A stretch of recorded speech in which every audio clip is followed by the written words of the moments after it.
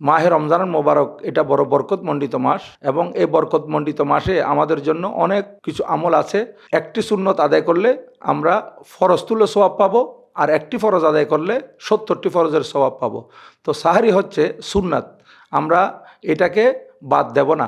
অনেকেই রাত্রিবেলা খাওয়া দাওয়া করে একেবারে ঘুমিয়ে পড়ে, সাহারি আর গ্রহণ করে না। তো এটা কিন্তু একটি রোজার মধ্যে মারাত্মক অপরাধ। আপনি একটি সুন্নত আমলকে বাদ দিলেন, এই বাদ দেওয়াটা আপনি রোজা রাখলে রোজা হয়ে যাবে, কিন্তু বড় ফজিলত থেকে আপনি বঞ্চিত হবেন।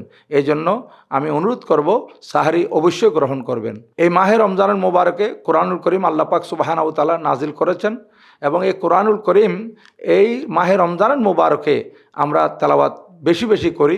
অন্য 11 মাসে আমাদেরকে কোরআনুল করিম তেলাওয়াত করতে হবে, কিন্তু মাহে রমজান মোবারকে পরিমাণে বেশি তেলাওয়াত করতে হবে।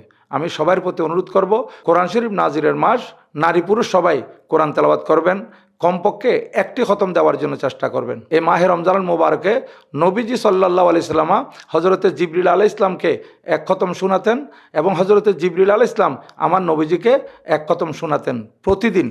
এইভাবে দেখা গেল তো নবীজি 30 দিনে 30 খতম এবং হযরতে সৈয়দনা জিবরিল আলাইহিস সালাম এই 30 দিনে 30 খতম, মোট 60 খতম আমার নবীজি এবং হযরতে জিবরিল আলাইহিস সালাম দিতেন। তাই আমরা যদি এই সুন্নাতটার উপর আমল করতে পারি, তাহলে আমরা অনেক ফজিলত হাসিল করতে পারবো।